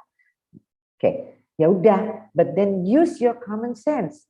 What does the professor say about people who use sign language? Sign language meaning they use hand gestures, right?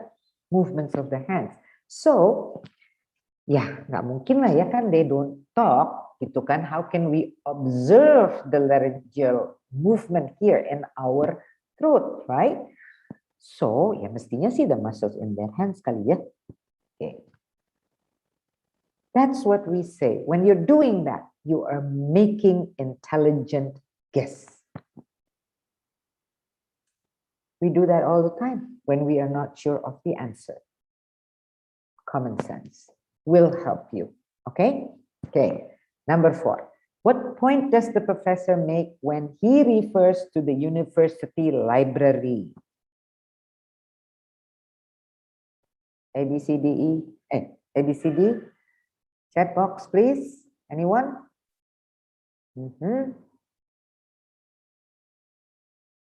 Okay. Good. Another C. Yeah.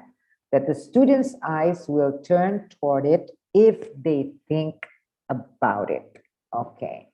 Right? So this question is asking for details. That's what I said. Sometimes you miss a particular detail, but because the question is some sort of like a generic, a general, what is that? Question asking for like a general knowledge or something, then you can use your common sense, okay?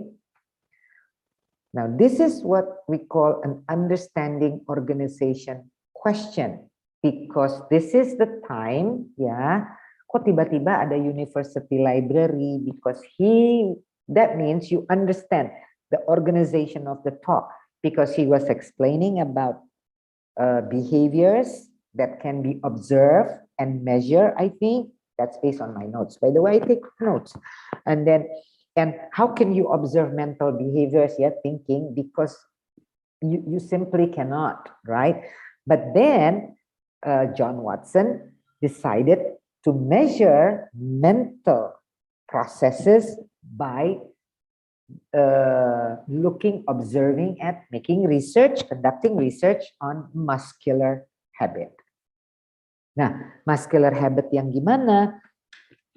Laryngeal movements, ya kan? Itu kan the flow. And that's why when you take notes, itu biasanya you take like the what kind of notes? Mind mapping, yeah, okay, diagram. All right, this is the connecting content.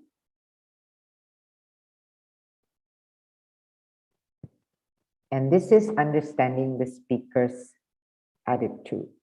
Okay, you can take a screenshot of this if you want to. Ya, kita tidak akan bahas ini karena I'm going to just jump. Okay, kita just to give you what it means, because I think Santika, I will finish in 5 more minutes. Okay, is it possible? So I'll finish at about 12:45. Hi, Bu. Okay, 10 minutes is fine. okay, that's Yeah, fine. thank you, Bu. Good. All right. So this is what we call pragmatic understanding or attitude. Remember I said that in speaking, people mean things, okay? We show what we really feel about what we say, not only from the words that we use, but from intonation. I'm going to ask you to listen to this, and I'm going to ask you what kind of, what do you think? Okay, give me your opinion after you listen to this. Okay, hold on. Let me make sure that it's audible. So this is, you probably know, where is this? In the library. Okay, this is the student and this is the librarian. Listen to part of a conversation in a library. Hi, can I help you? Yeah, I'm looking for a reference book. Okay. Do you know the title? Well, that's the thing. I'm not exactly sure what I'm looking for. I need information on European demographics. Okay. Do you just need population statistics like total population, male, female, real basics for demographics? Yeah, population, literacy rate, let's see, life expectancy by gender, like if women tend to live longer than men, things like that. Okay. Well, I'm pretty sure you get most, if not all, of those statistics from an atlas. I can tell you where to find one in the reference section. Yeah, but I'm kind of looking for it by city, not by country in the atlas I saw. Uh-huh. I see. Well, do you know if there are any other reference books I can use for this to find the statistics by city? City, you say. Any particular part of Europe? Eastern, Western, Southern? No, pretty much all across Europe. All of Europe. You know, maybe you could tell me what this is for. I mean, maybe if I know, I can help you better. Yeah, okay.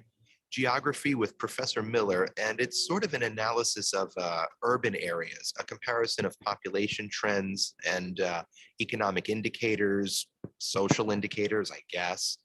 Okay, well, there's something called the demographic yearbook, but I don't think it's going to do it by city. Yeah, I think that's just by country. You've already looked at it?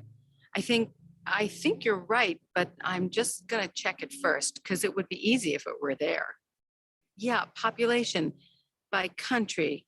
Okay, let's see. Did your professor give you any ideas on where to look? I mean, because if you need the demographic information by city, No, she didn't. She just gave us the assignment, and I figured I could find what I needed here without too much of a problem. yeah, it should be easier than this. I mean, I know there's one for North American cities, but I don't think that'll be a big help. Nah. Tell you what, let's go over to the reference section. Let's take a look around that area and see if anything looks promising. Okay. All right. Now, so if you listen carefully, right? Okay, can you just give me, tell me in the chat box, or if you want to unmute yourself, go ahead. Santika, they can unmute themselves, right? Hello? No, Ibu. Oh, they So cannot. we will have to unmute them. Okay, can we just unmute one person who would like just to give me an idea of what did you listen to? Okay, I mean, any volunteers? any In the volunteer, chat box, guys? or raise your hand in the Zoom. We don't have anybody. You don't- Oh, okay. Oh, Veronica here. Thank you. Oh, we have Okay, two actually. Veronica. Okay, I will unmute Veronica ya. There you go. Yeah. Hi, Veronica. Hello. There you Yeah. go. So from the conversation, the student asked for the references about the European demographic by the city, but the librarian not sure about what is the book for the references, and then asked the student to search in the references itself and trying to finding something that can help with his assignment. Okay, thank you, Fero. Thank you. Yeah. So the students want. So what is the summary? Nah, ini summary. So what you just give is a summary. Now, if you're asked to give a conclusion, that means you include your opinion, right? So everybody. So what's the conclusion? The student needs help. Did the librarian give what the students need, what the students needed? Was the librarian able to meet the needs of the students? Yes or no? Maybe then you can just put it in the chat box. Yes or no? Did the librarian, okay, was she able to answer the student's question? No. It's like the librarian was asking more questions, right? Yeah, to clarify. Okay, good. So now, and because of that, you can see the tone, you can hear the tone, yeah? They use a lot of, and then you use that question. Do you mean, so have you checked it out? The one by geography? Rising intonation, right? Okay. You can feel the hesitance, right? And that she's being very hesitant and doubtful whether she can help, whether she knows the right answer, can really pinpoint, okay, the answer from the way she used the tone in her voice, and of course the fillers, the those kind of fillers and pause, right? Yeah. Now this is just to practice, to make us all realize that, of course, we may mean something different. We may say things differently when this is the same sentence, the same words, but we may speak it differently because we want to put different stress. We want to express different things, okay? All right. So I guess this is my last notes on mind mapping, meaning that this is another kind of note taking. When you have lectures, then you may need to use mind mapping like this if your outline method doesn't work, you think this is better, then you can use mind mapping. Yeah. If you think that outlining doesn't really help you, it depends. I cannot tell you which works best for you because that depends on your preferences, right?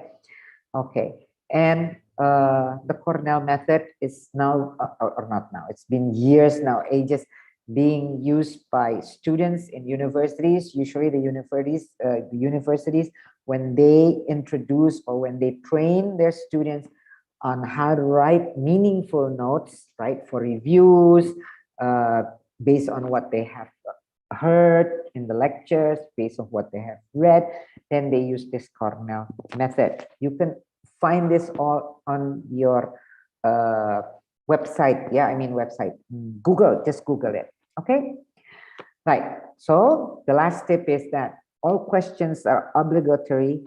No question is to be left unanswered, since there is no punishment whatsoever. If you write down the wrong answer, note taking is allowed. I glimpsed at the question in the chat box while during the time I gave you the listening practice.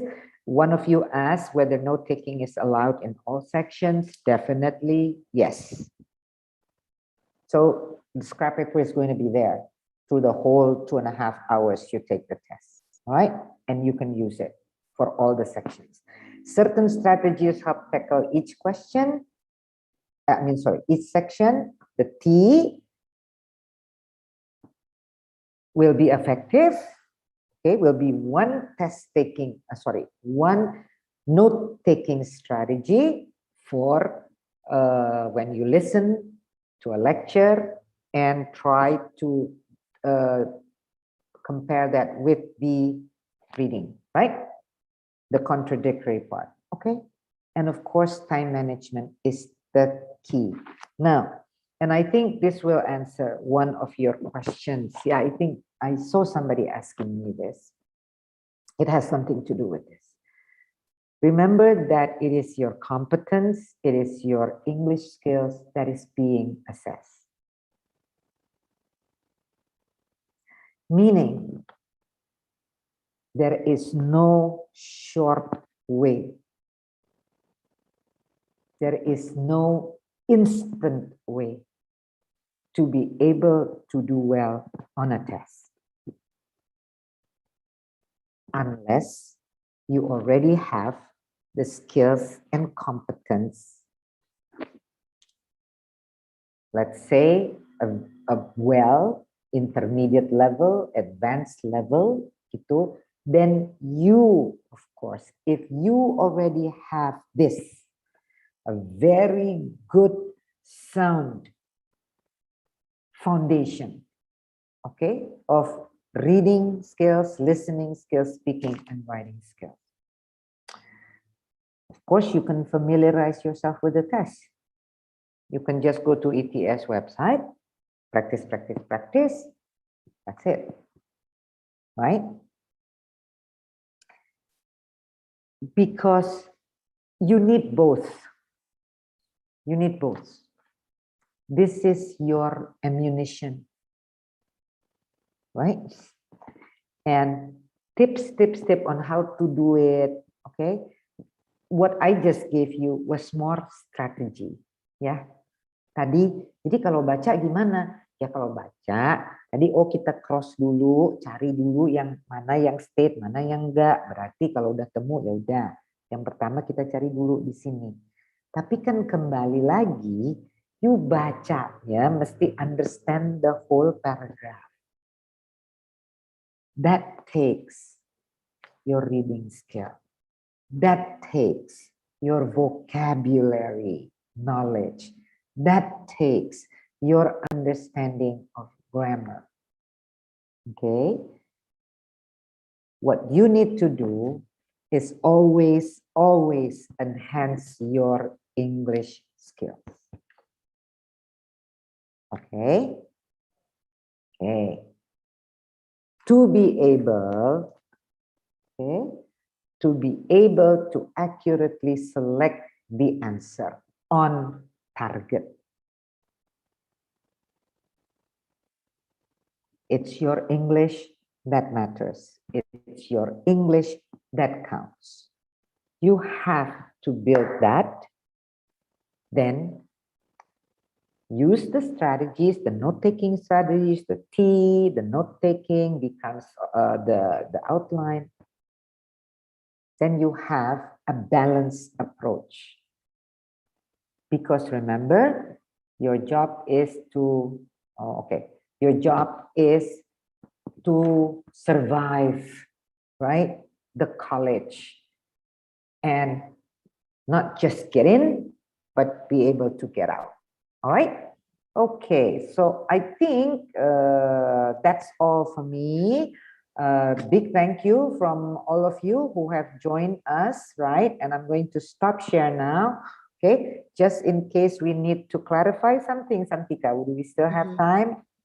Yes, Ibu, we still have 5 minutes left, and that's perfect to answer short questions. We only have like 3 that I chose. Just a real quick one, Bu. Faina, one of our participants in Zoom, want to double check with you if we are allowed to take notes in all of the throughout the test, like throughout all of the section of writing, listening, reading. Yeah. I think I just answered that because I did read her question. Oh yeah, okay. Yeah. So that's a yes, yeah. Okay, soalnya dia tadi bertanya lagi.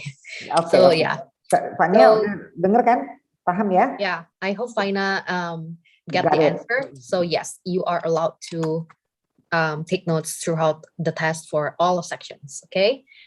This one is from Nurul in Instagram. I hope you're still watching. Does the 45 seconds for each of the speaking question include conclusion? Should I be worried if I don't finish my explanation, but the time is over? Thank you. I think about this, and it's a yes. Yeah, right. It means that it doesn't mean that you're going to be punished if you finish earlier or if you finish later. It's not just based on timing, yeah, but it's also based on the content. Kalau kamu sudah baik tadi topik development. Ini speaking kan, berarti, right?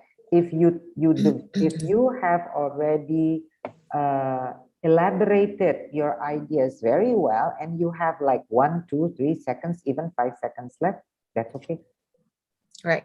So intinya you just need to make sure you elaborate the ideas, ya, instead of kayak time remaining atau kurang waktunya ya. Okay. All right. So Ibu, we have another one from Zulkifli di Zoom. Can we see the questions while listening? Kalau aku lihat di practice test sih, iya ya, kan ada voice note, terus kayak bawahnya questions. But is it the same thing when we are taking the real test? Okay, same thing ya. So you can see the questions while listening. Jadi bisa sambilan catat-catat jawabannya kalau misalnya kamu bisa sambilan baca-baca dikit questions ya, right? And this one, last question from Delpani. Kira-kira kalau nggak nyatet pas listening diputer gimana? Kayak waktu PBT, paper based test, kita kan nggak nyatet. What do you think? So jadi pertanyaannya apa pertanyaannya jadi? Jadi pertanyaannya kalau misalnya nih pas listening, kayak the voice is being played, tapi kita nggak nyatet. So do you think we will still be able to answer atau the impact itu gimana, fatal nggak? Depending, it depends ya. I do kalau conversation biasanya jarang nyatet loh. Oke. Kalau conversation karena conversational kan, ya kan. Kalau kecuali kalau dia makin panjang. Tapi if it is just a 2 minute, it depends on the topic gitu. It depends on many things. Siapa yang tanya tadi? Delvani ya. Delvani, yes. Delvani, it depends on many things. Kadang-kadang conversation yang panjang pun kita tidak perlu mencatat. We can follow it and we can remember it. Why? Because the topic is familiar. Because it is easy what they're talking about. You got it, ya. Tapi conversation yang hanya misalnya 1,5 menit gitu, itu susah banget ngertinya because of the topic. So variabelnya, jadi saya nggak bisa, wah kalau panjang tuh berarti susah. Yes. Sama dengan reading ya, hati-hati loh. You baca novel kan, novel itu lebih dari 750 kata. Tapi kok bisa ngerti? Ya because relevant, topic of interest, everyday language, gitu kan. Jadi kita jangan apa tuh namanya Santika, stereotyping. Gitu. Yes. Kayak pasti kalau nggak take note nggak akan bisa jawab dan segala macam. Saya makanya tadi minta when it's a lecture, karena kalau lecture kan pasti akademik. Walaupun tadi sebetulnya 101 ya, you know what I mean by 101, psychology 101. Itu tuh anak yang memang juga nggak belajar psikologi kali majornya, tapi harus dapat psychology. You get it? Because it will support the the major that he's taking. Jadi 101. Jadi sebetulnya itu untuk siapa saja bisa paham. So it's actually the 101 reading text yang akan diberikan, bukan yang untuk master's degree gitu yang kita juga gitu, we don't know. And if you know tadi, kalau kamu notice nanti, even the teotikan, itu juga dia ada diberikan, tadi kan ada a very scientific terminology ya, kalau kamu nanti lihat, dan itu ada appendix-nya gitu, ada footnote di akhirnya apa meaning-nya. Alright. Kalau untuk lecture, I suggest gitu, ya, kita suggest bahwa akan kamu nulis take notes. Kalau untuk conversation, my students itu saya suka bilang gini, enjoy the listening gitu loh. Makanya jangan terlalu ribut dulu sama question. Enjoy the listening. Si lecture juga enjoy aja dulu deh. Enjoy the lecture. Karena kalau kamu sudah begitu kamu lihat the question, you get distracted loh. Itu tak, you get distracted. My finding has been, anak-anak saya suruh dulu, enjoy the lecture. Enjoy dulu kalau apa yang diomongin, enjoy dulu. Nggak usah dipikirin. Bahkan saya nggak kasih pertanyaan. Right? They take notes, gitu. After so many repeated times practicing that, saya baru kasih pertanyaan. They were able to do it 100%. Paling dia pusing-pusing 1-2 karena they miss the details. Enjoy the reading, enjoy the lecture. Okay? Okay, Bu. Thank you so much for the tips. I hope that helps answering the question ya, Delvani ya. Terus one last question Ibu from Christine. This one is in the chat box. The test will always start from reading and with writing. Jadi when I check di practice test itu urutannya reading, listening, speaking, writing, sama dengan Ibu punya PPT juga reading, listening, speaking, writing. So PPT ku agak beda soalnya saya we started with the terbalik, we started with the 2 productive skills dulu, speaking and writing, because that's something that's new. Maksudnya kayak di PPT slide punya Ibu juga reading, yang gitu yang writing. Kalau yang kita bahas ya emang agak jumbled, so you guys have to very keen on which part is this one ya. Okay, so yes, the TOEFL iBT and all standardized test itu partnya, urutannya part section mana dulu itu selalu sama. Makanya kita bilang the more you practice the better you will be at it, karena ya itu kamu jadinya lebih tahu gitu, oh habis ini tuh ini gitu, tipe-tipe pertanyaannya tuh yang bakal kayak gini. Jadi kamu udah practice beforehand and you know what to do with those kind of questions ya Bu ya. Alright, so Ibu juga tadi pas briefing Ibu Hafil also mentioned that there are some promotion if you guys are interested for TOEFL practice online, which is yang berbayar from ITC. It is kayak the official penyelenggara test center juga. So if you guys are interested, Ibu Hafil already shared the promo code to me. So if you guys are interested, you guys can contact me at salim@educationusa.org. That's double S di depan ya. That's my email. Just email to me, and if you are interested to know the promotion code, it is only berapa? 170,000 and 200,000 for 3 person only. Kalau yang 200.000 hanya untuk 3 orang pertama. yang 170 for as long as the promotion is going on in ITC. The end of this August. Yeah, so you only Yeah. got a few days left. And that's it from us. Thank you so much, everyone. Especially if you join us from like the first session until now, we thank you so much. And for those of you who just joined the session, kayak di part 4 bingung kayak, aduh part 1 sampai 3-nya kemana? You can rewatch on our YouTube, youtube.com/@america_AA di belakang. And if you guys need the full TOEFL iBT prep course in the past, we had with Bu Hafil as well. So this one is introduction, only 4 parts. In the past, Ibu Hafil also did 12 sessions, the full one with us, Education USA at America. So if you guys need it, I have the recording link.